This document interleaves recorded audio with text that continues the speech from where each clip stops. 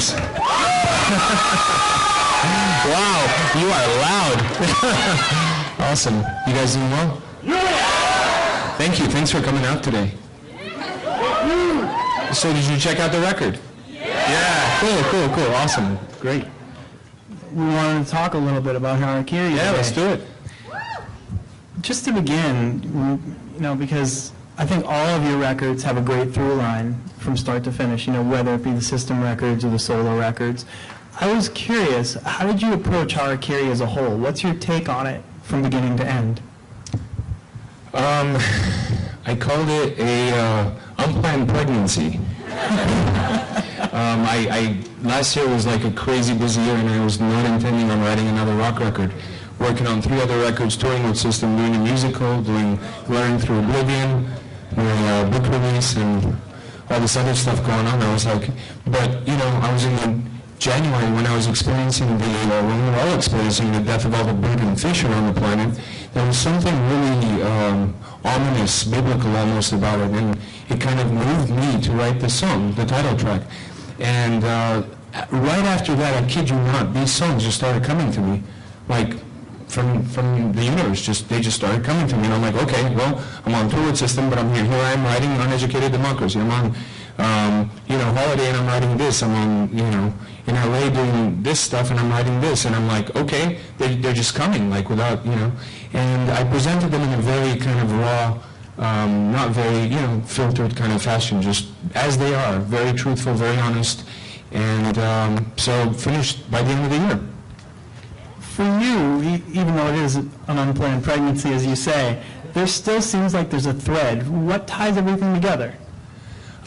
Instrumentation, arrangement, kind of seeing the story told with different angles. Each song is an angle of the story in a way. The story being the last number of years that of our lives and everything happening around the world, the upheaval politically, economically, ecologically, all the changes that we're experiencing, and so it kind of ties in. And obviously instrumentation. If you kind of treat the songs with the same instruments and similar arrangements, you get a more kind of tying in vibe. And how does it lay the groundwork for the next 3 records too? Because I know this is... We're dropping them all now. How does it lay? None of the records are connected as far as I know, but then who knows, Jesus Christ is it's a great title, but it's also a really cool progressive jazz record, mostly instrumental. Orca is my symphony that I've been writing for about 3 years, influenced by all my work from Elected That Symphony, as well as Imperfect Harmonies, and I wanted to write a real classical symphony, so that's that. And I'm doing this thing called Factronic, mate, with Jimmy Aaron from Mindless Self-Indulgence. You guys will know him? Yeah. So it's like a British gangster film interactive experience that we're putting together, which is going to be fun. But none of them are really tied to each other as far as I know. I just had all these ideas going and wanted to finish all these records. Yeah. And looking at Harakiri, though, I feel like in some ways, and we talked about this before, this is you at your most unbridled. Do you really feel like you got to let it all out this time around? Because it feels, I always know that you've been honest with everything you've done, but this feels superbly honest. Yeah, I mean, with Elected That, I started talking about, our last days of civilization, and Imperfect Harmonies, I think, was a new picture that I wanted to build that I've never seen in my life. It was a very special kind of vision, very influenced by early composers, film composers like Ennio Morricone and Philip Glass and whatnot. Here, I just said, fuck it, I'm going to say everything I got on my mind, fuck everyone. That's the way to do it. Yeah. And speaking of saying what's on your mind, too, I mean, Cornucopia was a great way to kick things off. To zero in on one to begin, what's the story behind that song? Where did that one come from? Because it pulls you in instantly. It's kind of like a love song to the environment in some ways, and kind of the evil person is human beings. Kind of like the thief, the hamburglar, Yeah, it's an interesting story because it goes from personal to environmental. My favorite line from that song is children outcry grandfather sky, because it says 2 important things in 4 words. That means the pain on this earth is so large that it outweighs rainfall happening around the world, and it talks about both the environment and humanity at the same time. My favorite line is whirling dervish. Whirling dervish, yeah. What is that? The whirling dervishes are Sufi, it's a Sufi dance. Where these, they're called dervishes, they kind of whirl into oblivion, and it's a kind of way of meditation, I guess, you know, but they're literally just spinning. Now, do you feel like Figure It Out is sort of a good intro to the uninitiated for this album? Because I know it was the first single, but where did that one come from, and why was that chosen to come out of the gate with? I always like coming in with something really hard, you know, like something, you know, kind of challenging, you know, and Figure It Out is like a political satire. You know, it's funny, but it's also very political. Instead of talking about the complexities of the global economic system, the inequities going on in the Euro crisis, the Occupy movement, instead we just go, okay, these guys got away with murder, let's just go get them. You know?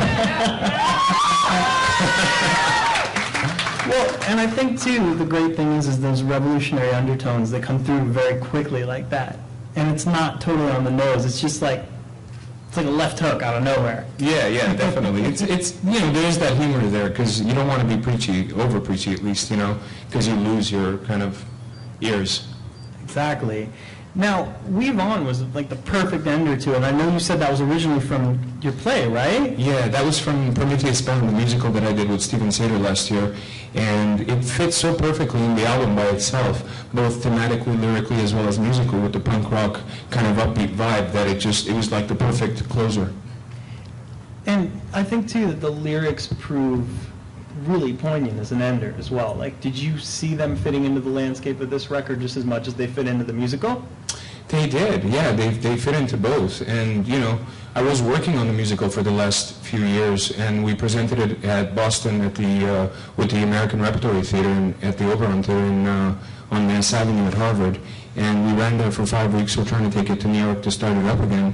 But that whole process really influenced a lot of my songwriting as well, and kind of, you know, because it's such an interesting way of creating music. Everything's changing until the last minute. It's so variable, you know, and yeah, it was a phenomenal experience. So Weave On kind of worked thematically really well with all this stuff. Now, I think as fans, we all love Serj's lyrics, right? What's your favorite lyric on the album? Do you have one, or a favorite line?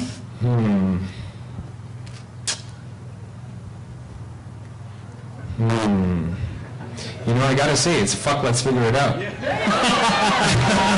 There's a lot of like lyrics that really go deep into thinking philosophical things and make a huge statement, but that statement alone just says, we're screwed the way things are, let's figure it out, let's do it together, you know? Well, and I think what's cool too is that, you know, you can punch like that, but at the same time, there's always like a positive undertone. There's always an urge for change. You know, even in your heaviest moments, it's like you're calling for something good. Yeah, because I think, you know, the human experience is very unique on this planet. I think we were designed as caretakers of the planet, and instead we've ended up being takers, you know? And we've lost that connection with our environment. We've lost the connection between ourselves, you know, as beings of light. And we've come to a place where, you know, even though there's a lot of good in people and a lot of what's going on, but we've lost our way intuitively. That's why animals know more than we do when things are about to happen, environmental disasters or anything. We've lost that. Our technology is great, our psychology is great, our science is incredible, but we've lost our intuition. It's time to merge them. We need that. I don't know what your question was, but I said what I felt like. I wanted to say you felt like. That was perfect. Thanks, Rick. Now, outside of music, too, and, you know, life, what other art forms fed this album, or what else inspired you? I mean, were you watching a lot of movies? Were you reading? I mean, I know that, you know, you have so many different things that you're interested in. What else filtered through into Harakiri? Specifically, I can't really say, but definitely a lot of, you know, reading, a lot of living, you know, thinking and conversations with different artists and friends, and, you know, seeing political situations in different countries that I travel to, and reading up on geopolitics and environmental change, climate change, everything that I do, films inclusive, other music as well. Like you you're influenced by everything, you know. When you leave tonight and you're walking home and you've been here, there's an influence on you. It's touched you in one way or another, either deeply or not. Either way, it's touched you one way or another. So everything that you do as an artist is you know, utilizing that experience. Well, and it sounds like, too, the way that these songs hit you in that unplanned pregnancy metaphor, I think is a great metaphor because they did just happen out of nowhere in different places. Yeah, definitely. Now, what also I was wondering, too, is that this feels like it encompasses every facet of you, you know, whether it be the heavy side, the pensive side, the quirky side. Do you feel like, you know, obviously no record is going to be definitive of Serj Tankian, but do you feel like so far this is the one where people can get to know you the most? It's really a tough question. Are you defined by your art, or is your art defined by you? You know, it's hard. I'm not sure any one record really defines me because I change by the time I release the record. I'm already done, you know? But I think in the end that the kind of accumulation of everything I've done together, not just music, not just art, but meeting people and everything else that we do as human beings is going to define us. And, you know, taking the helm as a producer, too, you know, is that something that you enjoy, you know, getting in there and twisting the knobs and tweaking everything? Yeah, I mean, you know, I've got a studio next to my house. I work whenever I want. It's the best job in the world, you know. You get to go in and do what you love and make a living doing it. I feel very grateful. Being a producer is just an extension of that. When you know exactly what you want it to sound like, you have the, yeah, and you've got the skills and the tools to accomplish it, do it. Was there anything on Harakiri that you got to try that you'd never tried before, sonically or lyrically? Or tell us some of the things that you got to do this time around that you never ventured into. I've done some electronic stuff before, you know, but the way I built some of the songs is really interesting. Instead of some of the songs I still started on piano, like the song Harakiri, or acoustic guitar, certain songs, you know, which is the traditional way that I write. But I decided that I'm going to do more of some like electronic building. So you know, you open up like Pro Tools or Logic or whatever program you're using, and you start building, you know, with beats, samples, and stuff like that. But using my own beats and samples from my previous records. So it's kind of like no one has those, you know. But they can now because I've got an iTunes app coming out called I Am Serj, and it's a really cool app actually. You can make your own music with it, vocals inclusive and everything. It's really cool. But so I use that technique a lot to kind of build stuff like Uneducated Democracy. That's why it's like all over the effing place, you know. I used the iPad to do like sketch out 3 songs, which was interesting. You know, you got to trick yourself as a composer to write a different way than you ever have. Otherwise, you run into the risk of kind of grabbing toward things that are comfortable in terms of keys and progressions and scales. So if you start with a brand new instrument, someone says play this bottle, I'm like, okay, well let me play this bottle. I'll play it like I've never played it before because I haven't played it before. It'll be unique and original. Speaking of unique and original, tell me about Ching Chime. Ching Chime. Ching Chime. Yeah, I don't know how that song came, but I definitely sketched it out with the iPad, and I got a good friend of mine, Antoine Kazilian, who I think may be here today. Yeah, one of my boys from Visa. He played the oud on that, and that was really cool. He's an amazing oud player, and so he played on that. And the song is kind of very interesting because it goes from kind of like pseudo-rapping to like these big choruses to like this Middle Eastern vibe. And you know, I've heard great interpretations of what it may mean because it's like all over the place and some weird stuff. So I never tell people what I have in mind because even that changes over time. Well, and then the way you look at it too is going to evolve, like you said, as you've evolved. Yeah. I think when you have a piece of art, you know, on the wall, you know, especially with modern art, people come and go, okay, that's a mouse. No, that's an elephant. No, that's a rhinoceros. No, it's a helicopter. They're all right, you know. There is no wrong, and music should be that way too. I mean, you put out what you think that you're writing, but the universe is beyond us, the muse is beyond us, and that message comes from all of us. And so the way you interpret it is as important as the way I interpret it. When did you first become familiar with the term Harakiri? It's a good question. I'm not sure, but I think I've known it for a long time. I used to watch a lot of, well, it's a respectful term. It's is so light, it feels like, but Harakiri feels very kind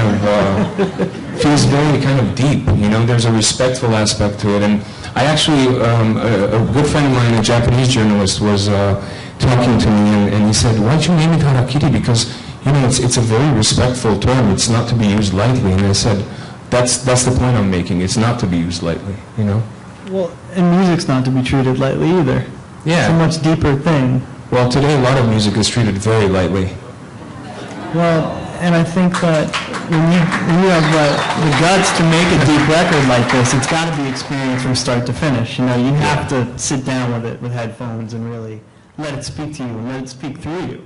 Yeah, definitely. I think a lot of musicians have become like politicians, kind of pandering to the middle. You know, baby, baby. I have a song called Baby too. So,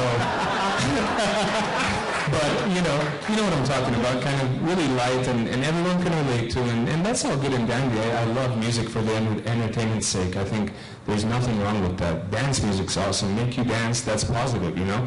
But the music has a narrative factor that's very important and deep in our culture, and you know, otherwise we end up with reality TV, which is cultural harakiri. It's a good way to put it. Yeah. So, what's next for you right now? I mean, you've got a big week. You've got Kimmel on Wednesday, and you know you've got an LA show yet to be announced. Yep. But tell us more about what's on the immediate horizon right now. I'm rehearsing with the FCC. I was just there earlier, and it's coming along. We're getting all the new songs down. They sound really great, so I'm excited about that. We're going to be playing a bunch of events. Kimmel, I'm doing Loveline by myself, but we're also going to play a K-Rock streaming event, and we're going to play Warner Sunset Sessions this week as well here. And then what else? We've got touring coming up. We're going to play I've got two weeks with System in August. So that's going to be fun. We never did, when we did the reunion dates last year, we never covered the East Coast, so we're giving them a little System. And, oh, hey, we were here last year. You didn't come? That's your fault. I'm just kidding. Kind of. So we're going to do the 2 weeks on the East Coast, and then I'm going to do a bunch of dates. We're doing 2 dates that are not fest dates, which is Slipknot's little festival in the Midwest. So I'm doing that with the FCC, and then we come back to the West Coast, do 9 dates up the West Coast, and then go to Europe and do a bunch of dates there for promoting and getting this new music out there, and then probably more next year as well. Sounds good to me. Yeah. We're going to open it up right now for questions from you guys. Yeah. Woo. First off, I have a question for everybody. Who has Harakiri?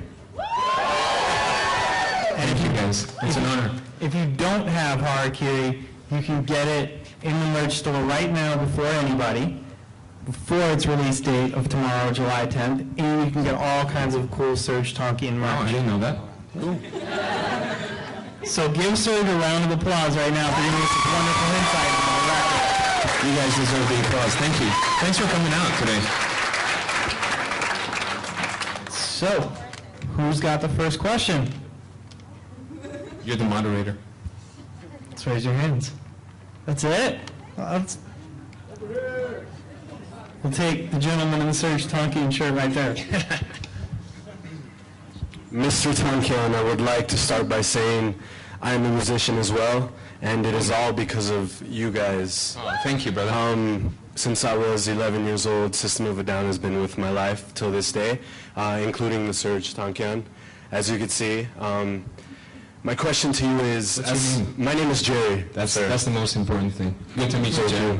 Thank you very much. My question to you is, as a life-born, say I'm stuttering and being a fool, or whatever, as a life form, will you get brought down when you don't know what to do with yourself, because you are human like we are, even though we like to see you as this thing, you know? But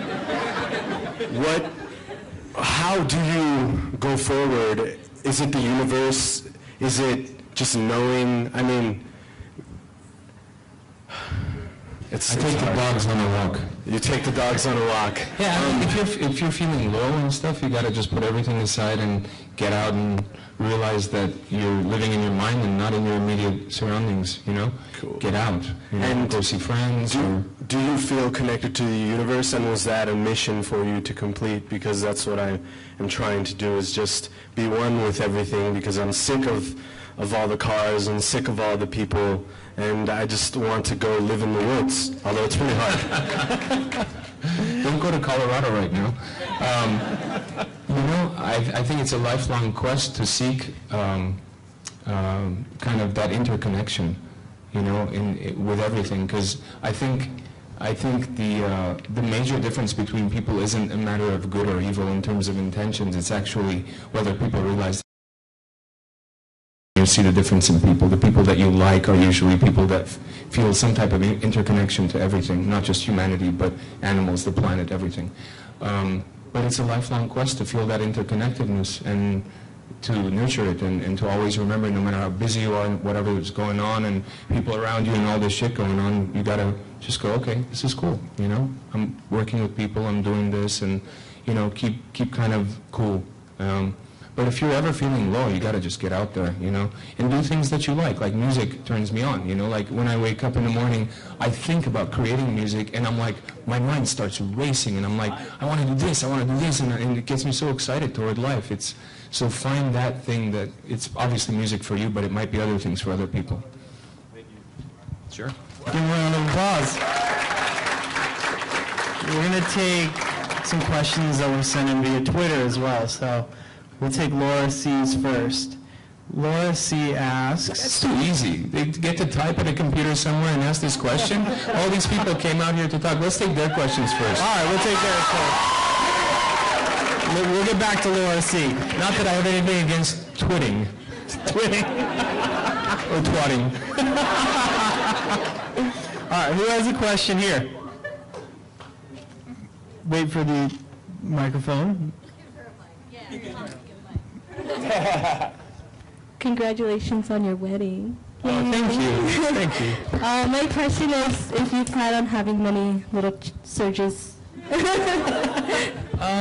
That's kind of personal, so I'll keep that to myself for now. But thank you for asking, and thank you for the beautiful wishes.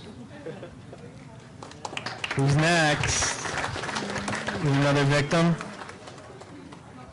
We'll take you right there. We'll get you next time. What's your name? Brandy. Hey, Brandy. I was wondering, since I'm an asthmatic and there's not a lot of people sponsoring asthma and stuff, and I was wondering if you could be like a sponsor for it. What do you mean? Or represent it for asthma, because not a lot of people know. Like, you mean like celebrity knowing about asthma, like representing? Yeah, I know a lot of friends that are asthmatic actually.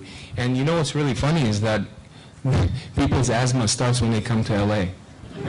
You know, like you leave here, if you go, I don't know, you go out of state or somewhere with less pollution and clean air. I know a lot of friends that they get it when they come to the city. Have you seen a medical? Have you seen a doctor about it? Yeah.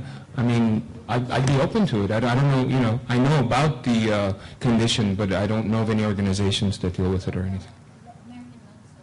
Yeah, there you go. Okay, yeah, I'd be open to it. Thank you. Sure. We're going to take our friend in the front row right here. Hello. Hey. My name is Yan Sekino. Hey, nice to meet you, bro. And you previously said that we should all come together and help the world.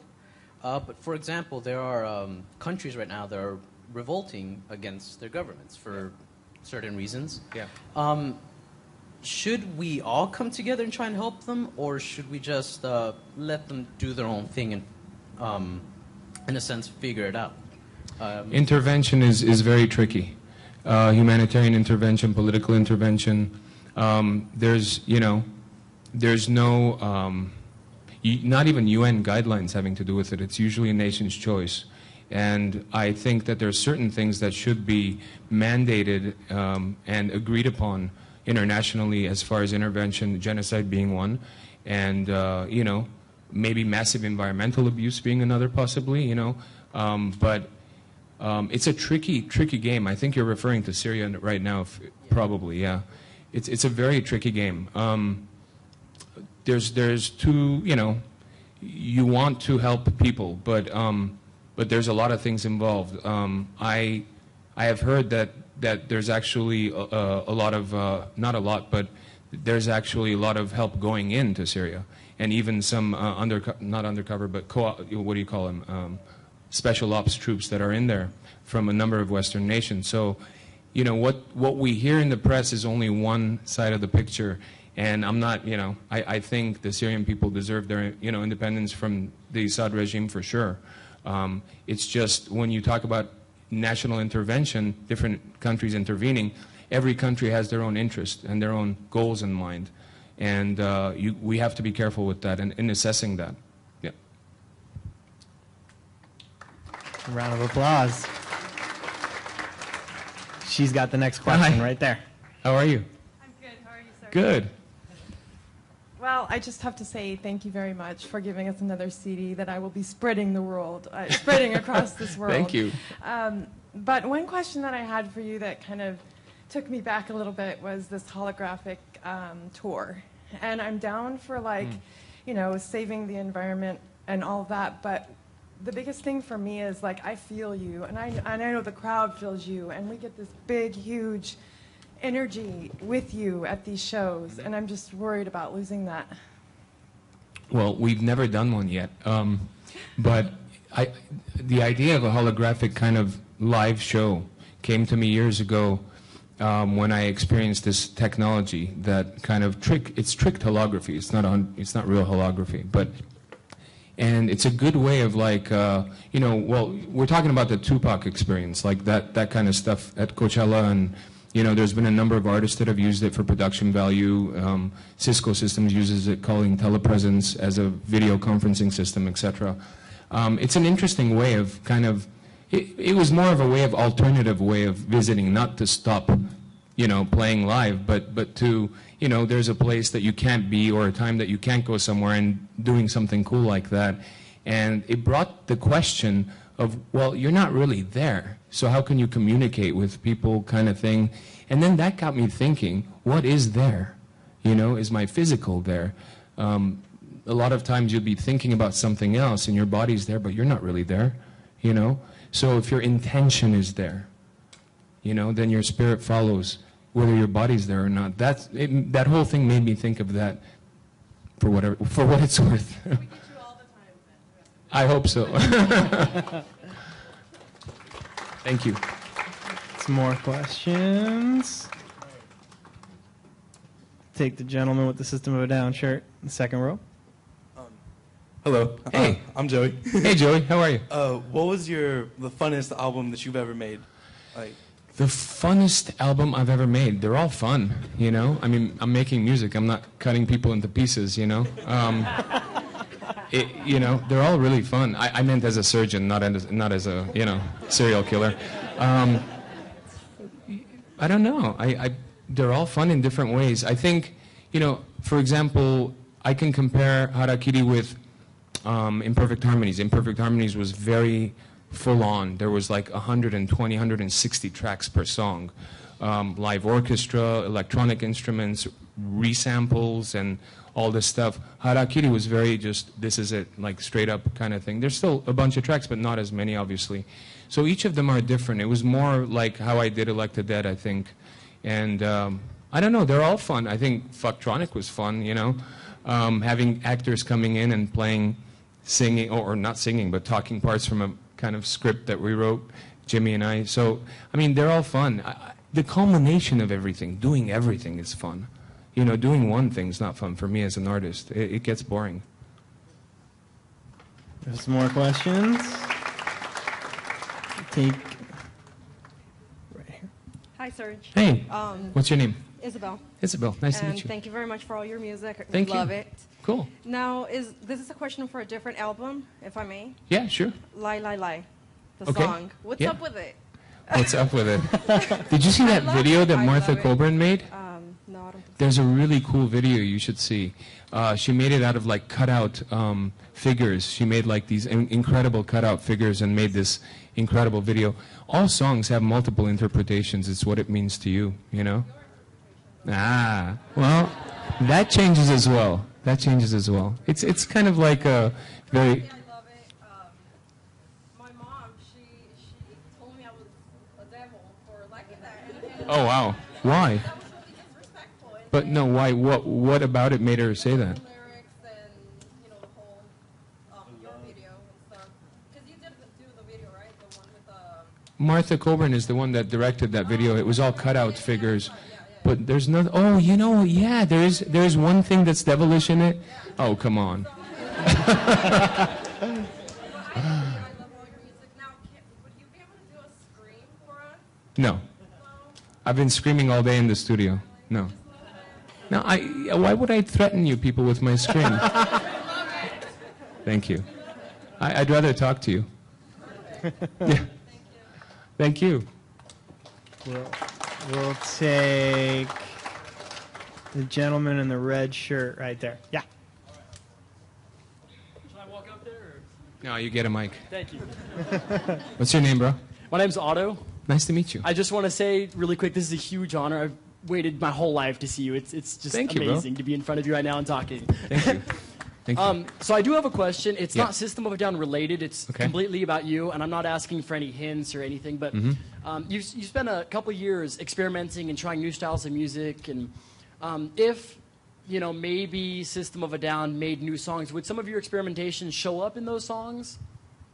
Probably. Probably. Yeah. All right. I can't wait. Thank you. If it's happening. Time will tell. We Sneaky way of framing a take- question. Sneaky little C. Girl right in the front. Hi, I'm Ashley. Oh, hey, Ashley. Where are you? Oh, there you are. Hey. The voice is coming from everywhere. Yeah, I just had a question going back to when you said musicians these days take it very lightly, and we all agreed.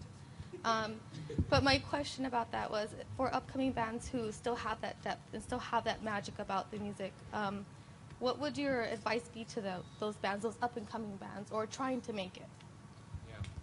You know, we've been dealing, like with Surgical Strike Records, we've put out about a dozen indie records over the years, and it's the industry itself has gotten tougher. Less investment from, the majors, and a lot more, a lot tougher. But what is easier is the making of and the production of the music, because of the technology and everyone being able to do it in their own living room.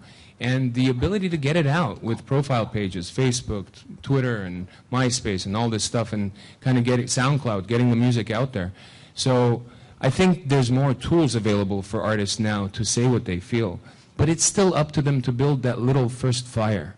I always say, if you can't build a fire in your house, you can't expect to blaze the world on fire, So you have to start in your community, play a place, and when people are lining out the door to that small club that you start at, you've got something. That's the beginning. You need that. Yeah. To that point, too, it wasn't easy for System to break through then either. Nobody had ever heard a band like that. Nobody had ever heard a sound like that. Yeah, no, I remember when we first came on the scene, everyone was like, what the fuck is this? And we didn't know better. Thank God, we came in from the left in many ways. Who else has a question? And remember, too, afterwards, we'll be able to have a signing to the right. We'll go that way. Because I see everybody's got a Harakiri CD that they want signed, right? Cool. Be my pleasure. Let's take the gentleman in the Rammstein shirt. To us. Those guys are awesome. They're funny. Yeah, I've seen them a couple times. I really love System of a Down, though, and they inspired me to write a paper about the Armenian genocide Oh, when I wow. was in Thank one of you, my man. college classes. Thank you. Who are your biggest inspirations from music? So many, from Armenian musicians to, God, I grew up listening to a lot of different types of music, Greek music, Arabic music, Armenian music, French music, and and then like 70s and 80s, like from disco to soul to like goth in the 80s and new wave, and then got into punk, and from there got into metal, and from metal got into death metal, from there so it's like jazz, classical, noise, experimental, world, it's all the same shit, It's just different arrangement, different instrumentation, different vocalization, but the inspiration could still be the same thing. You can write a song in like 900 different ways. So there's many, many different artists. So instead of spending your time discussing that, it's pretty myriad and versatile. I'll take the young lady right there.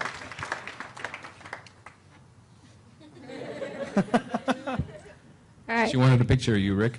I guess so. Hi, Serj. I'm Jackie. Hey, Jackie. Okay. So describe in one word, how would you most like your music to be most remembered? Message. Yeah.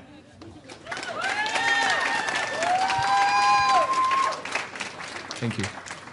We will take the gentleman in the back all the way. Hi, Serj. I'm Sarkis. Hey, Sarkis. My question is, did your recent book, Glaring Through Oblivion, influence this track, the album? Good question. There's a couple of snags of lyrics that I took from the book, like Butterfly, Spare Me the Night, Trampled Upon by Submission, Amassed Within One's Own Inhibition, where the only prohibition is, and then I added love in the song.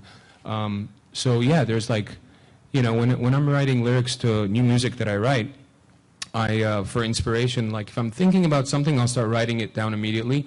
But if I'm kind of just looking for ideas, theories, whatever, I'll go through my poetry because it's mine. I'm not going to, I'm not stealing from myself.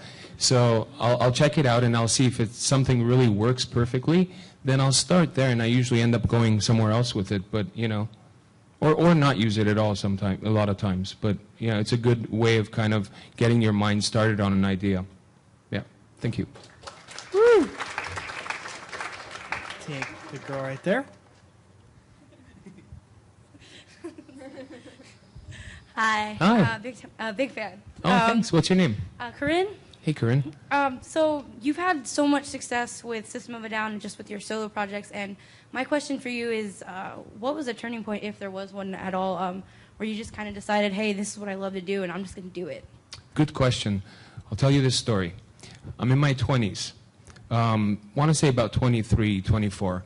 Out of college, working in the jewelry industry at my uncle's place, and traveling a lot, learning the trade and doing well. I decided that's not for me, so I was looking for things that I wanted to do. Meanwhile, I'm playing music, of course, at nights and, all that. And music's my passion, but at the time, I didn't take myself too seriously in terms of my musical passion.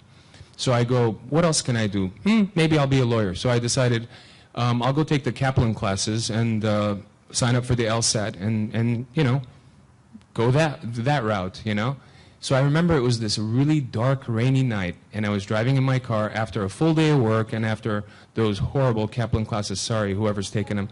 But, and it was like I had to drift out to the edges of the things that I didn't want to do to finally grab myself and go, you want to fucking do music, man. This is what you want to do, So I literally was driving home one day, and I was so frustrated that I hit the brakes.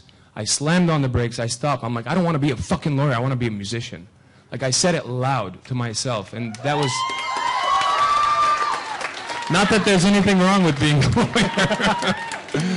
lawyer. But that was my vision, and it needed kind of that...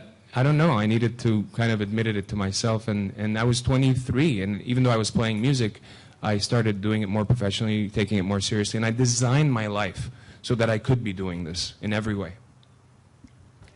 That's awesome. Take the gentleman in the cap and the blue shirt.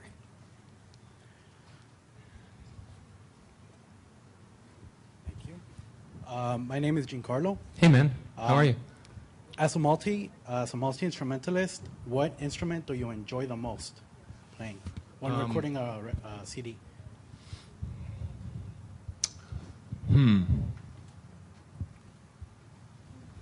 they all offer different things, but I think if I had to pick one, it would be the piano. Yeah. Thank you. We'll take you in the white shirt right there. Hi, I'm Christopher Contreras. Hey, Christopher. I've been a big fan since I was a little kid. Thanks, man. I also wrote a paper sophomore year about the Armenian genocide. Oh, thanks, man. And my question, it might be kind of Prince to know, but I might not answer it. I'm just going to ask it anyways. Okay. What are your religious views? My religious views. See, everyone turn around right now. Everyone turn around. Look at that tree behind the camera. Okay? All right, the religious views of that tree is my religious views.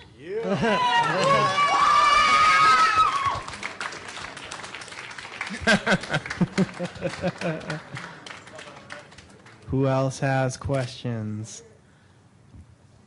All the way back there in the red and white shirt. Excuse me, guys.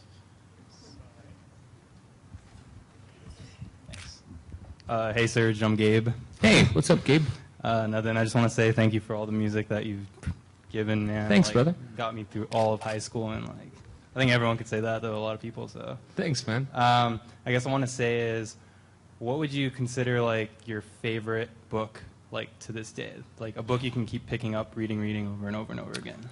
There's a lot of them. I don't, a lot of people love having favorites. They like posting them on their Facebook, and these are my top 5 movies, top 5 books, top 5 ice cream flavors, and I've never been one of those guys. I like trying different things. I have many things that I enjoy, but there's not one book that I can prescribe to, because what am I going to tell you?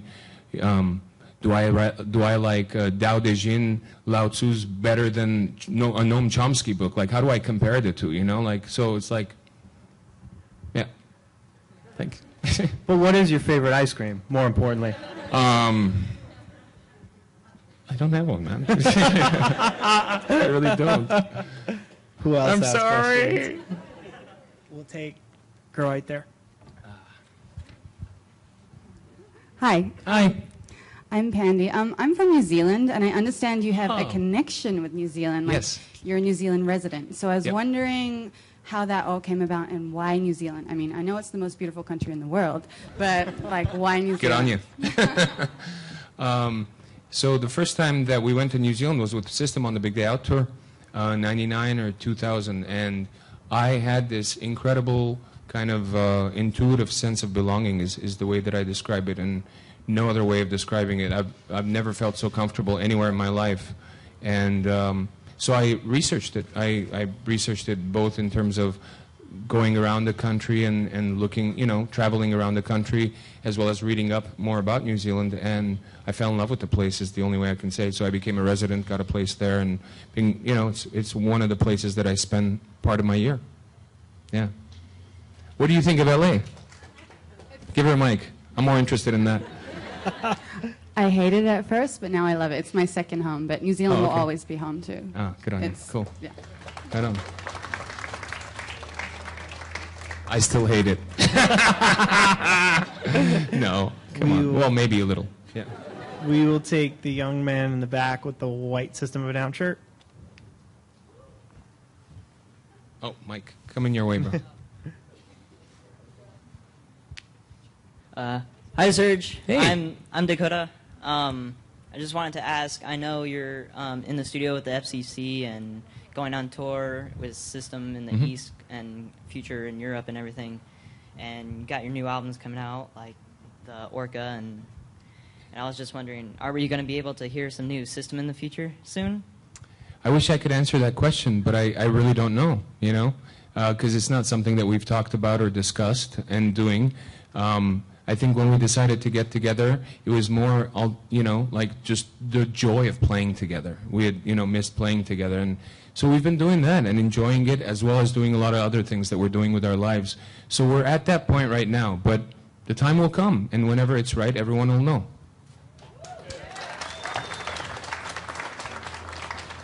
We'll go all the way back again to the gentleman in the black jacket.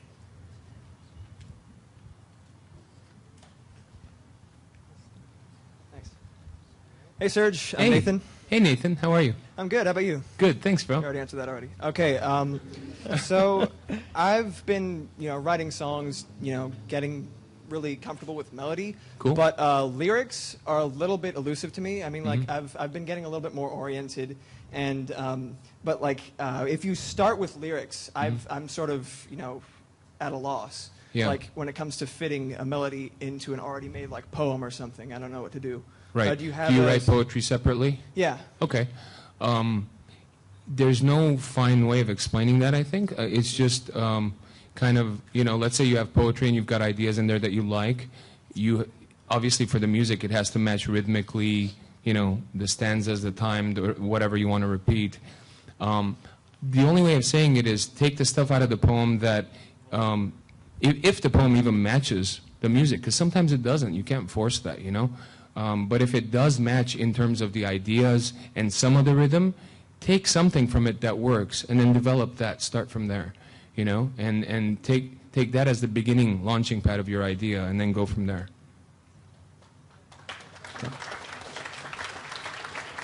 We'll take the gentleman in the red shirt right up front. I was just curious. I listened to you play. What's your name? Oh, Tyler. Hey, Sorry. Tyler. I listened to you and your dad play, and I thought it was really, really good. Thanks, brother. I was just curious if he had any influence on your music, or if after you sang with him or wrote with him that it.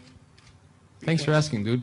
Yeah, ever since I was a kid, my dad would always sing in the house, and mostly Armenian music and whatnot, and that kind of filled my ears. And so the song that I did with him, Bari Harakiri, is actually the first, one of the first songs that he would sing it when I was a kid, and I'd sing it with him. So it was kind of like a payback, to do that with him, and it was a big joy to make my dad's record for me. It was very, very fulfilling, and so yeah. He has influenced me, Yeah. Let's see. All the way in the back, the gentleman with the glasses. What's up, Serj? Hey, man. I'm Hike. Hey, Hike.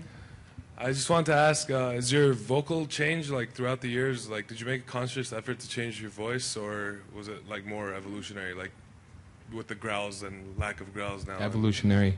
No matter what you do in life, your voice changes. But yeah, I mean, the more you do you exert your voice and use it for something, it always changes, and it will keep on changing. So, yeah. But in terms of as a preference for songwriting, when I was in my 20s, there was there was more angst because that was my 20s, and you're screaming about stuff, and then later you're screaming in a different way. You can make the same impact with a small word said this little, just, you can. It's the intention behind the voice, not so much the projection of the voice. But I project my voice in different ways now. Yeah. I'll take you in the blue tank top. What up, Serj? I'm Hey, Gerardo. man. Hey, Gerardo. How are you? I'm good, man. Good. No question, but I just want to thank you for the music that you brought to us because Thanks, brother. you're fucking great. Thanks, man. It's the best way to describe it. Thanks for coming out. We'll take the young lady in the back right there.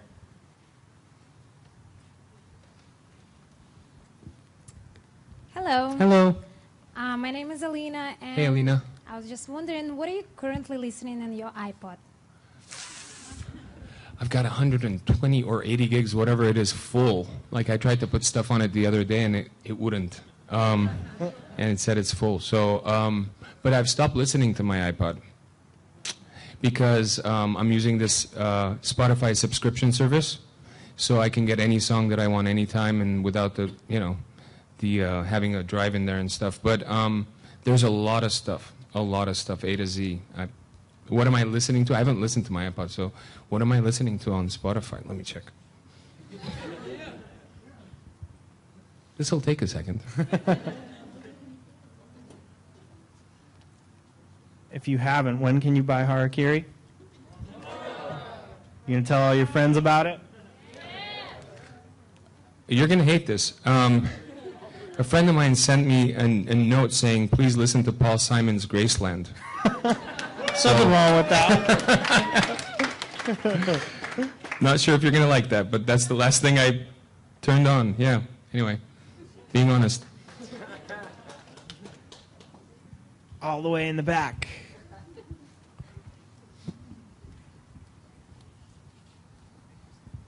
Hi. Hello. My name is Jimmy. Hey, what's up, bro? Hey, what's up? My question to you is, I have a lot of friends who are really closed-minded about the music I listen to, and I listen to a lot of like core music, I guess, and which is pretty much hated, like metalcore, post-hardcore, deathcore, because they all play like the same pattern. And what I'm trying to tell my friends is, it's not just all about that. It's like, you know, it's music in its own way. My question to you is, what is your opinion on closed-minded people? My question to you is, why do you care? That a round of applause. Right? I mean, music is like food, you know? Like some people, you bring a pizza, some people like the crust, some people like the cheese, some people like the tomatoes, you know? Everyone's different, and no one's going to like the same thing, and you can't really influence people. You play it for them, and if they respect you, they might listen to it, but they may or may not like it, you know? C'est la vie. The young lady right there. Yeah. Hi. Hi. I'm Kathy. Hey, Kathy. Although you're a musician, you seem really grounded, even in front of a huge crowd. How Thanks. do you make sure the fame doesn't get to your head and, you know, make sure you're not a jerk to all your fans? Because I don't believe in that part of the bullshit business. I like making music, and people like the music, great. People don't like the music, great too, you know, but that's what I do, you know. Plumbers plumb, I make music. Who's the next victim? We'll take you right there. You might want to get to your tweets. You want to do the tweets? Okay. After. Hey, Serj. Hey, man. My name is Brandon. Hey, Nice Brandon. to meet you. Nice to meet you, bro. I just like to say thanks for, like he said, you're fucking great. Thank you. Thank you. I also wanted to ask you from your system, or from your career with System Yes. and solo career. What's which my favorite albums- song? Oh, no. okay. That's hard enough for me to Yeah, answer. Which albums meant the most to you? Steal This Album. I don't know why. I mean, you may not feel the same. A lot of people like Toxicity. It's the most sold System record or whatever. It's the most owned System record. But for me, there was something really diverse and interesting about Steal This Album. I can't put my finger on it. So shall we delve into the Twitterverse? Let's do for it. a moment. Let's please From please the internet. From Laura C. Are you going to write another poetry book? She really loved your previous books. Oh, thank you, Lori C. You know, I don't know, because I wasn't intending on writing the second one, Glaring Through Oblivion. It just, the timing was right, and I wanted to do like a coffee table book with my friend Roger Kupelian, whose images are incredible in that book, and I'm, you know, more of a fan of that than my actual poetry in the book. So, you know, maybe one day, I don't know. Let's see what else we have here. This is a long one, but it seems interesting. Okay. This is from Thanasis. Okay. Back in the Toxicity days, did you ever damage your voice from all of that yelling? If so, is this why your style has changed over the years, from aggressive to more mellow? Thanasis personally thinks that your voice today is just plain perfect. Then why is he asking me if I'm not yelling? Or she. What is the name? Thanasis. Thanasis. I think Wow, it's is a that Greek Greek? god. Yeah. Cool. Wow. You have a question from Olympus. I think this not is just more like Twitter. that other question about, question from Olympus. Zeus! I think this is like the other question where your voice progresses, that kind of thing. I think Yeah. we've done that already. Yeah, I think that we have too. It was so long, I was fascinated by it. You're just fascinated by Thanasis. By the name, yeah. So, and I think to leave off, because just to give everybody one last word on Harakiri, Thayer asks, how is this album different from your last two? I think it's much more punk rock. It's much more straightforward. It's much more unfiltered, truthful, kind of more urgent in terms of the lyrical content and messaging. And, you know, that's how I see it as the difference. And it's awesome. Thank you. If you don't have Harakiri, you can get it now in the store, as well as some awesome Serj Tankian merch. And for your friends that need to get it, they can get it on iTunes and everywhere else. When? When is Serj on Kimmel? Wow. This is a smart crowd. This is kind of like CIA brain tactic stuff. Like, what are you doing? I said it was an interrogation. Now, we're going to form a line over to the right going that way. We're going to do the And signing. Serj will be doing a signing. Thank you all. Give yourselves a round of applause. That was awesome. Thank you, guys.